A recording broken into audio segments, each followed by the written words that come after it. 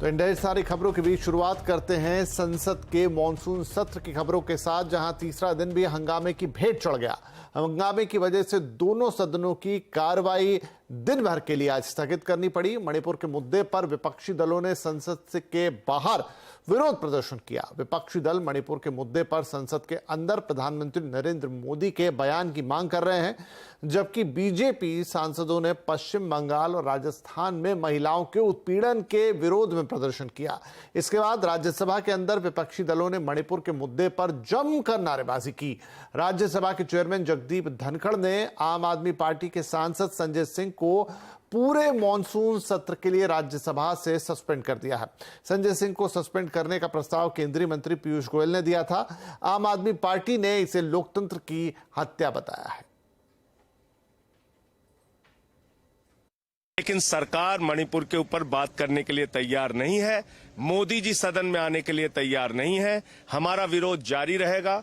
राष्ट्रपिता महात्मा गांधी की प्रतिमा पर मैं अपना धरना जारी रखूंगा, अपना आंदोलन जारी रखूंगा। सभी पॉलिटिकल पार्टीज ने ये कहा है कि वो इस आंदोलन में साथ रहेंगे।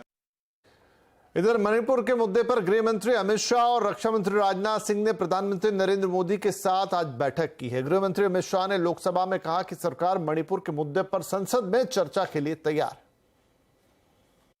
मेरा विपक्ष के सभी सम्मानीय सदस्यों से मेरा आग्रह है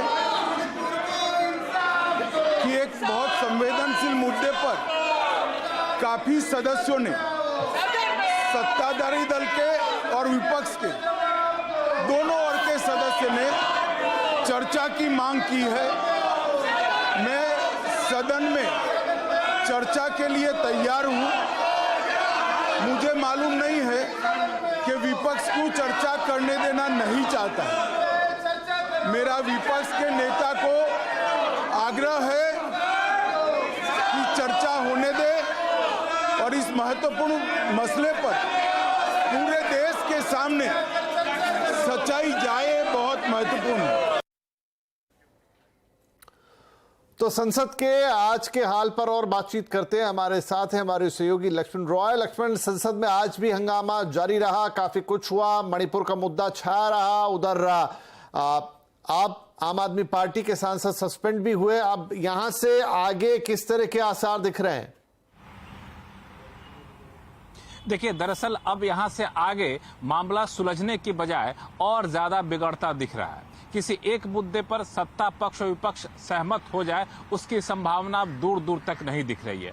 अगर पिछले दो सत्र के जैसे ये सत्र भी पूरे हंगामे की भेंट चढ़ जाए तो आपको आश्चर्य नहीं होना चाहिए। ये मैं इस वजह से कह रहा हूं कि आज संसद की कार्रवाई को ही देखिए। संसद की कार्रवाई शुरू होने से पहले ही 10:20 पर संसद भवन परिसर में जो गांधी जी की प्रतिमा है, उनके सामने विपक्षी सांसदों ने धरना प्रदर्शन की तैयारी की थी। उससे ठीक 20 मिनट पहले सत्ता पक्ष पहुंच गया और संसद में बहुत ही कम ऐसे दृश्य देखने को मिलते हैं जब सत्ता पक्ष और विपक्ष दोनों हंगामा कर रहा हो।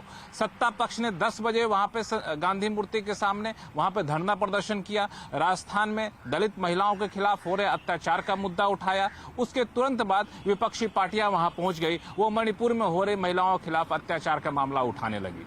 जब मामला सदन तक पहुंचा, सदन की कार्रवाई शुरू हुई तो हालात जस के तस बने रहे। हंगामा वैसे ही होता रहा। बार बार सदन को स्थगित करना पड़ा और हंगामा इस कदर बढ़ गया, जैसा कि आपने कहा भी, कि आम आदमी के पार्टी के सांसद संजय सिंह को बर्खास्त सस्पेंड करना पड़ गया राज्यसभा के इस सत्र के लिए। लोकसभा में अमित शाह के आह्वान के बावजूद हंगामा जारी रहा और ये हंगामा इस वजह से हो रहा है कि विपक्षी पार्टियों को एक बड़ा मुद्दा मिल गया है। उसका मानना है कि सरकार को घेरने का इससे अच्छा मौका नहीं मिल सकता कि मणिपुर मामले पर बहस कराई जाए।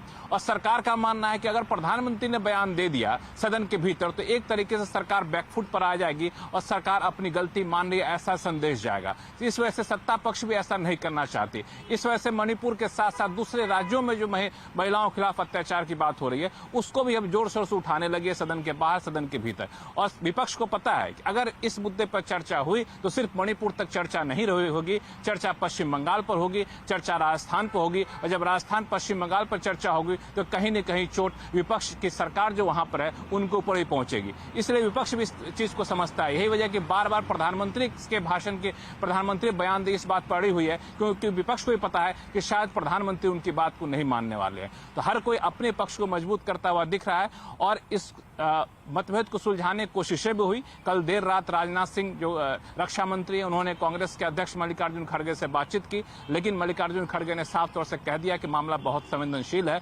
प्रधानमंत्री को पहले बयान देना ही होगा। उसके बाद दिन में प्रधानमंत्री अमित शाह, राजनाथ सिंह आपस में बैठक की रणनीति बनाए, लेकिन उस रणनीति के बाद इस दोनों सत्ता पक्ष विपक्ष के बीच कुछ सहमति बन पाएगी, इसका असर आज संसद के गलियारे के माहौल को देखकर तो नहीं लगता है।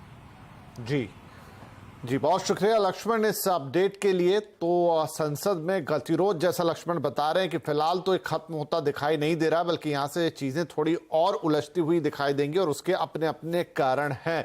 तो संसद के अंदर और बाहर क्यों मचा है हंगामा और क्या है पूरी पॉलिटिक्स, आज आवाज अड्डा में इसी पर करेंगे बड़ी बहस। शाम 7:57 पर संसद ठप, पॉलिटिक्स जारी, आज का आवाज अड्डा।